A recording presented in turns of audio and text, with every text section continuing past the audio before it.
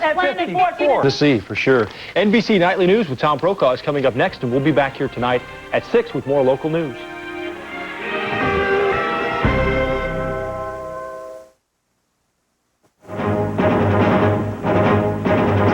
Crime and punishment. A judge spares one of America's youngest killers from a life in prison. Some are outraged. What should be done with America's young and violent? This stop-and-start winter, finally snow hits New England. What the late arrival may mean. In depth tonight, the real power players this election. Older voters, part of the changing face of America. And a fleecing of America that might bring tears to your eyes. Why is the government spending your money to test onions? From NBC News World Headquarters in New York, this is NBC Nightly News with Tom Brokaw. Good evening. It's a new century, but a controversial case from the closing days of the 20th century is getting a great deal of attention in Detroit and across the nation tonight. It is the conviction of a 13-year-old boy for murder and his sentence. He was tried as an adult, and his prosecutors wanted him put away for life, but the judge had a much different take on what represents justice. Two reports tonight on this case and the big picture of juvenile violence. We begin with NBC's Dan Abrams in Detroit. For 13-year-old Nathaniel Abraham, today's sentence is a huge legal victory. Court orders that Nathaniel J. Abraham be placed within the juvenile justice system. The juvenile system. Abraham, who'd been convicted of second-degree murder, faced up to life in an adult prison for shooting 18-year-old Ronnie Green when Abraham was just 11. Under a new Michigan law, prosecutors hope Judge Eugene Moore would at least consider an additional adult sentence when Abraham is released at age 21. I think the judge has really foreclosed an opportunity to respond more seriously if he needs to when Nathaniel turns 21. He's assumed that he's going to be rehabilitated. Hopefully he will be, but I don't think that any of us can make that ultimate determination. Judge Moore made it clear he opposes the law that subjects 11-year-old criminals to possible adult punishment. Now, like any other juvenile, Abraham could be released even before 21 if he's found to have been rehabilitated. Ronnie Green's mother fears Abraham still doesn't understand the magnitude of the crime and the pain he's inflicted on her family. I hope he realized what he done was wrong. And he took a life. And I hope he learned from that. Abraham's attorneys say he's filled with remorse, but that the shooting was an accident and that even juvenile jail time is too harsh. He's got no television, he's got no books, he sleeps in a hard concrete bunk in a room locked. Now, what person would do that to an 11-year-old? And unless he's found to be rehabilitated, that's where he'll remain until he's 21. Dan Abrams, NBC News, Pontiac, Michigan.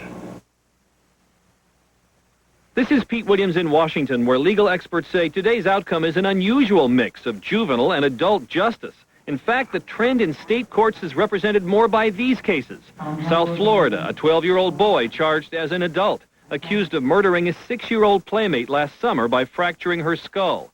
Springfield, Oregon, at age 15, Kip Kinkle charged in adult court with killing his parents and 2 students at school.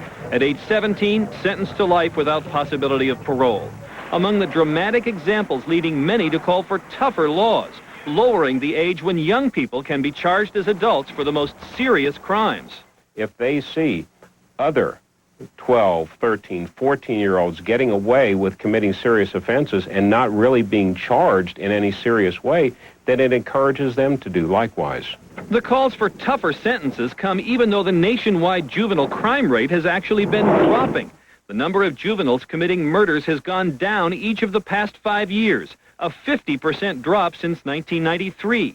Even so, over the same period, nearly every state has passed laws making it easier for juveniles to be tried as adults.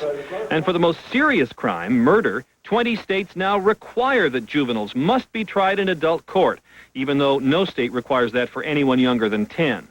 But some advocates for juveniles argue that these laws actually make things worse, putting young offenders in prisons where they learn how to commit more crimes. I think that when you put a kid in a jail cell with an adult, he gets more than a cellmate, he gets a role model. These kids get arrested more frequently for more serious crimes and more quickly than similar kids who you sentence to juvenile court. As for Nathaniel Abraham, if he stays behind bars till he's 21, that's 10 years, slightly longer than the national average of time served by adults convicted of murder. Pete Williams, NBC News, Washington. Another contentious legal issue today. Attorney General Janet Reno, during her weekly meeting with reporters, appealed to the Miami relatives of 6-year-old Elian Gonzalez to let that boy return to his father in Cuba. Reno said the pressure of the media spotlight is bound to take its toll on the youngster. My hope is that people will look at this little boy and get him into a situation where he can live a normal life without television cameras and the world in his face. Can you imagine what it would be like if you were 6 years old and all of this was happening to you? The Immigration and Naturalization Service tonight is expected to reject the second attempt by Elian's Miami relatives to gain asylum for the boy, saying the only person who can request asylum is his father, who remains in Cuba. And if you're living in the Pacific Northwest, you know it's winter, but in New England, at the other end of the country, it was beginning to seem as if winter was eliminated in some kind of a Y2K error until today. However, as NBC's Robert Hager reports tonight, from the center of a new storm in Boston, when the snows finally came, there were still many questions. The Northeast's first real snowstorm of the winter brings up to 10 inches, brings high winds and accidents, too. First real snowstorm, and here it is almost the middle of January. Snow hasn't come this late in this part of the country in the last half-century. So instead of complaining, most Northeasterners say it's about time. It's refreshing. It's absolutely wonderful to have a day of snow. It's about time we saw a few flakes. We need it every once in a while. It invigorates you, wakes you right up. Well, I was waiting for the snow all winter. It hasn't felt like winter until today. Here in Boston, in a normal winter, they measure more than 40 inches of snow. But this winter, until today, there had been 0. 303 days without snow, ever since the 15th of March of last year. Ski resorts hurting until today, skiing only on man-made snow. Just how unusual is it for the first snow to be this late in the Northeast? Cornell University's Keith Eggleston. A very uncommon event. In some cases, it hasn't happened ever before in the last 50 years. Strange weather in other areas, too. Southern California is so dry in the last half year, they've had only 1/6 of normal rain. And where's all the snow? Mostly in the Northwest. Washington State's Mount Baker, 200 inches now. All consistent with La Nina, the unusual ocean current. And what's next? The government's chief weather watcher, Commerce Department's James Baker. Right now, our forecasts only go out about 6 months, and what we're saying is a continuation of this La Nina effect, which would probably lead to a continuation of this kind of mild winter. All this against a general backdrop of global warming, which some say upsets normal weather even more. A slow increase in the amount of wacky weather is something that's consistent with this idea of global warming. Wacky, good way to describe today's storm, so long in coming. I've been waiting and waiting. Hey, this is great. Great for now, but there's still more than a month and a half of winter left. Robert Hager, NBC News, Boston. Up next, power players. NBC News in depth tonight, older Americans. Their numbers are growing, so is their impact at the polls. The campaigns are looking at the senior vote in a new way this year as more of a swing vote, are certainly a key constituency that they must have to win. Older Americans, new clout in the voting booth. That's tonight's In Depth. And a terror threat puts the brakes on one of the world's most famous road racers.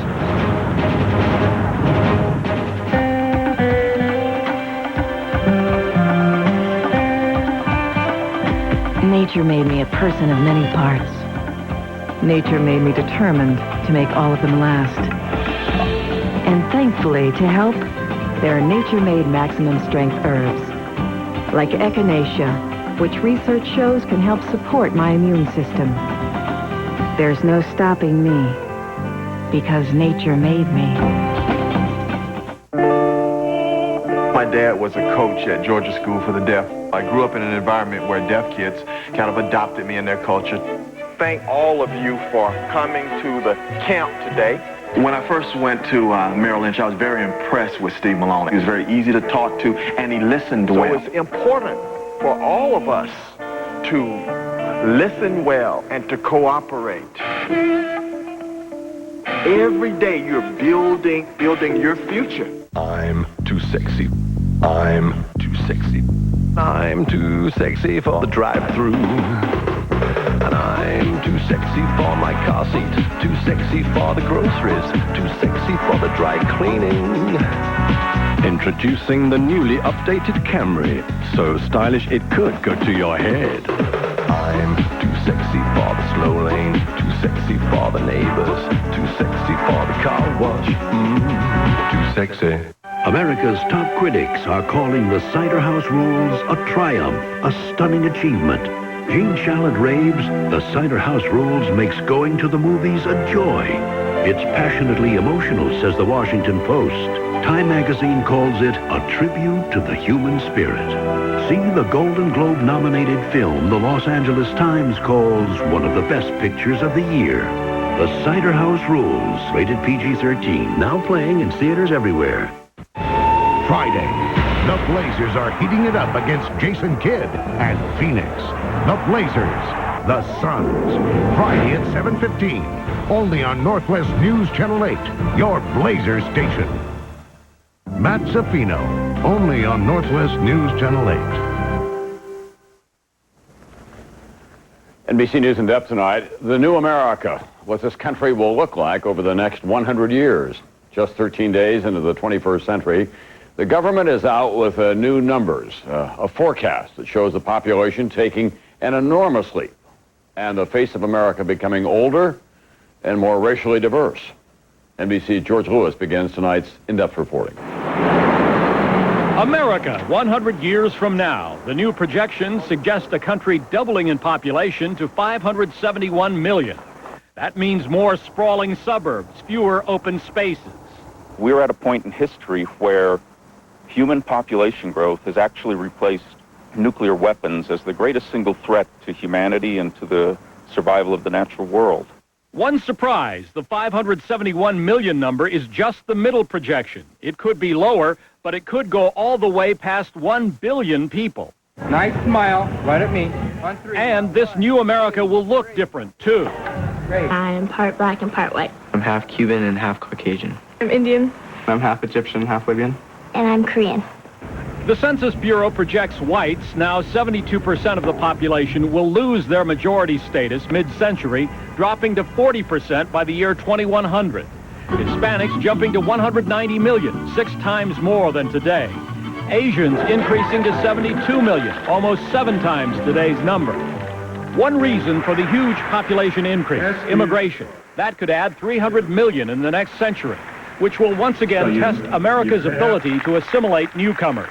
We have seen previous waves of immigrants become part and parcel of the mainstream. There's really no reason to believe that the children and grandchildren of Latin American and Asian immigrants will not do the same thing. Another reason for the growth spurt, people living longer. Those 65 and older quadrupling in number to 131 million.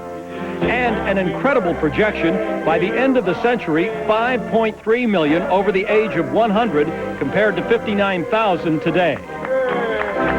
There are going to be people living into their 90s in need of care who have children who are just turning 70. How's that going to work out? One of many problems that America faces as the population clocks continue to tick toward a future that will make this nation bigger, older, more diverse. George Lewis, NBC News, Los Angeles. It's estimated that by the year 2030, 30 years from now, older Americans could make up 1/3 of all the eligible voters in this country. Already in this election, men and women who are older are wielding new power, and politicians are taking careful notice.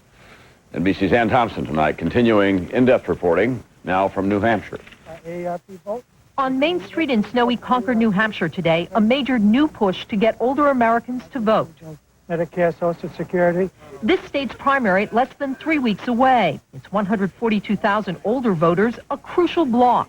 The candidates know can change the course of this election. We do have clout, and it makes a difference. What kind of difference? In 1996, 70% of registered voters 65 and older went to the ballot box, double the rate for young Americans, those 18 to 24. In that same election, older voters accounted for fully 20% of the total vote. Campaigns are looking at the senior vote in a new way this year as more of a swing vote, are certainly a key constituency that they must have to win. Their issues now dominating the airwaves in Iowa. The only Democratic candidate who saves Medicare. The law should not hinder our seniors from... Not only do I not cut back on Medicare, I will not allow your Social Security money to... Iowa, site of the first presidential contest later this month, has the fifth oldest population in the country, but perhaps the most politically influential. At this senior center in Des Moines, voters will gamble with pennies, but not Social Security. I think it's my money. And I think that I ought to have it. And I don't think that anybody in Washington should put their paws on it. That's why the politicians have devised crucial strategies for this group, now up for grabs. After decades of voting Democratic, in 1998, fed up with the Lewinsky scandal, pollsters say older voters went Republican. It was a toxic combination of perceived immorality, of Republican shrewdness in avoiding combustible attacks on Social Security and Medicare. And tonight, 34 million older Americans looking for the candidate, concerned about their issues, the issues of the future, as America grows older. Ann Thompson, NBC News, Manchester, New Hampshire. One more measure of just how important that older vote has come to be in the past 25 years, people 65 and older, that age group is the only one whose voting rate has increased up more than 6%. Compare that to young people, age 18 to 24. That group, the rate of voting has dropped more than 30% in the same period. Still ahead tonight, the fleecing of America. Would an onion by any other name taste as sweet? Would you believe your tax dollars are paying to wonder why?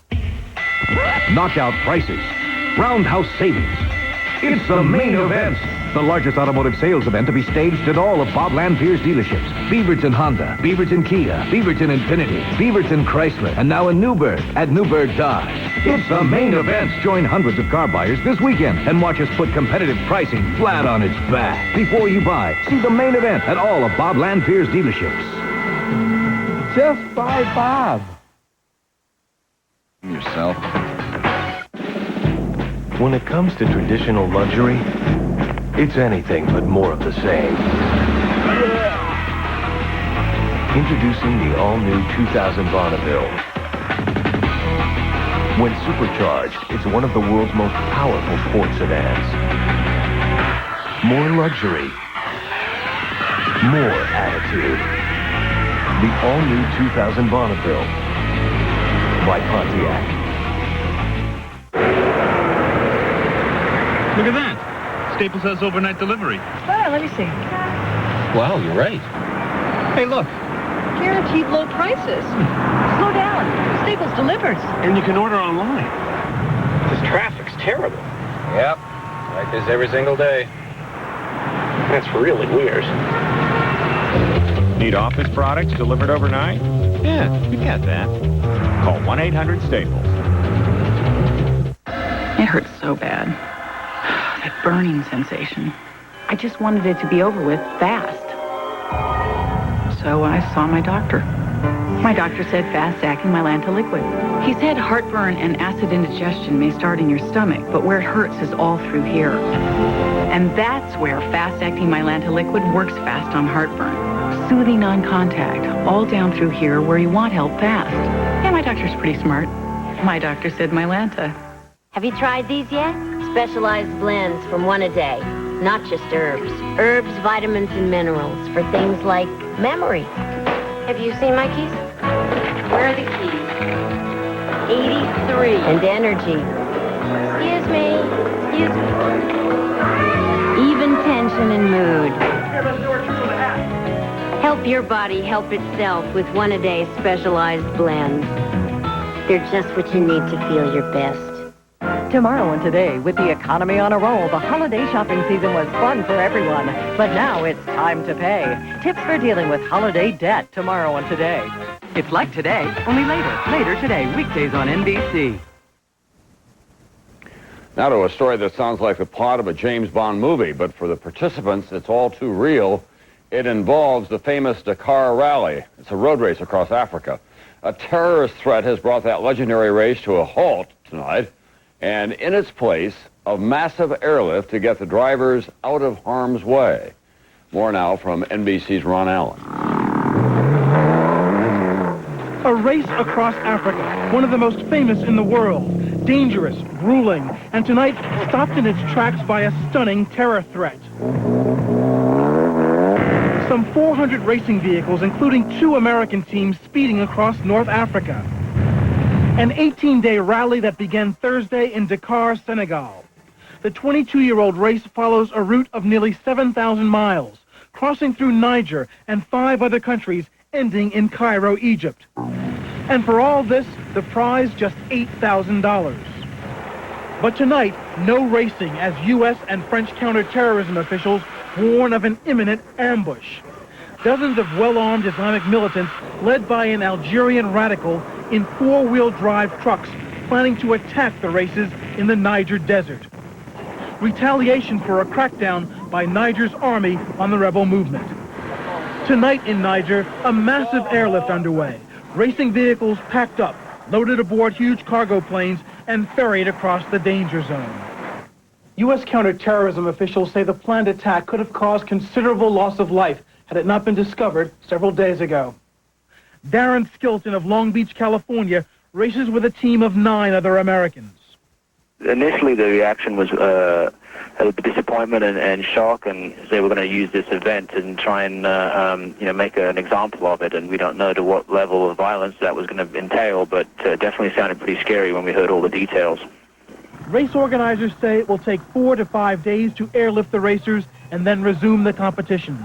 The cost of the rescue operation, $1.5 million. But a small price to protect one of the world's greatest sporting adventures.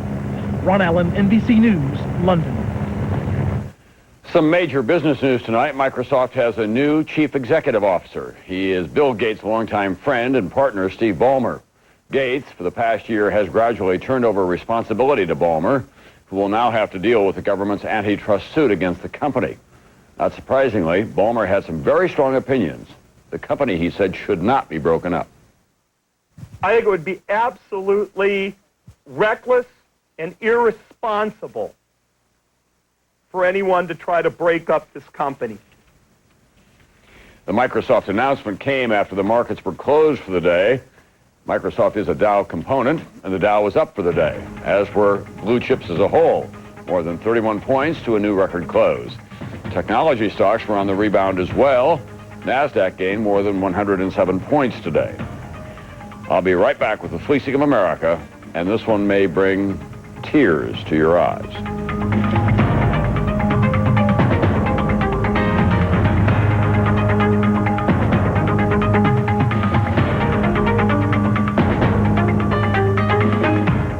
There is a minute in each morning when the day is fresh and ripe with possibility. A minute where you stand tall before the day, drink it all in, and say to yourself, today, the deep end. That minute was made for Minute Maid. The taste as fresh and ripe as morning itself. Drink in 100% Minute Maid Premium and squeeze the day. My feet are killing me. You need Podiasyn Soak and Massage Gel. Only Podiasyn dissolves in water for fast pain relief, then rubs into open pores for deep, lasting relief. The pain is gone. Podiasyn Soak and Massage Gel. Okay, heads up. I'm quitting smoking. Again. So, Dr. Jekyll, when should we expect Mr. Hyde? You're looking at Hyde. I quit Saturday. This time, Nicoderm CQ. Has Carol moved out yet? Nope. In fact, she's tickled pink. He does seem normal. I am normal. This is CQ. Helps calm the cravings 24 hours a day, even when you first wake up. Nicoderm CQ, the power to calm, the power to comfort, the power to help you quit. Guys, relax. This Social Security measure. In 1935, FDR helped millions of Americans retire with less worry. Today, we're picking up where he left off. Introducing the Retirement Income Manager from T. Rowe Price, a unique advisory service that helps you determine how much of your retirement savings you can comfortably spend each month for the rest of your life. The Retirement Income Manager. We believe FDR would have approved. Call 1-800-341-0040 for more information. Life is full of important moments. They go by fast. Fortunately, there's Memoral by PharmaSure, formulated with Huperzine A, which helps preserve a key neurotransmitter associated with memory. Memoral by PharmaSure. Only at GNC, Rite Aid, and drugstore.com. When it comes to traditional luxury, it's anything but more of the same. Introducing the all-new 2000 Bonneville. Screaming with attitude you'd never expect in a luxury sports sedan. More luxury. More attitude. The all-new 2000 Bonneville by Pontiac. You've seen Biography. You've gone behind the music. Now get closer on television's best place for real-life stories. Headliners and Legends every night on MSNBC. Explore the Earth's last frontier, then the mystery of the poison pigeons, and they'll stop at nothing to survive. Parasites, explored this weekend on CNBC. Tonight, the fleecing of America and its innocent victim is the sweet-tasting pride of South Georgia, the great Vidalia onion, a regal onion. So special, it is grown by only a few in a small area. But among onion aficionados, it is as prized as vintage wine. So what more does the government need to know? Here's NBC's Bob Dotson. R.T. Stanley grows onions so mild, he can eat them like an apple. In all the years he's been farming here in South Georgia, Nobody had a clue as to why Vidalias were mild. to most, maybe not a burning question. But the government decided it would use your tax dollars and scientists at the University of Georgia to find out. That's very important. Over the past 3 years, Congress, at the request of Georgia Representative Jack Kingston, has given $284,000 to a program that was set up to study sweetness in Vidalia onions. Kingston did this to help his Vidalia onion industry back home. Sweet onion growers in other parts of the country are bitter. That's going to give our competition an edge. Congressman Kingston says he's protecting jobs in the wake of foreign competition for onion sales. The University of Georgia comes to us each year with lots of things that have to do with food safety. Some of the program money also goes for disease research, but scientists are still studying sweetness. An overall measurement of flavor intensity. What have they discovered? One of the wives' tale is never cut the bottom of the onion off before as you chop the onion. There's truth to that. The onion is less sweet if you do. Others say it will last longer if you stick it in a sack and store it in a dark closet. Not good enough for the Georgia scientists.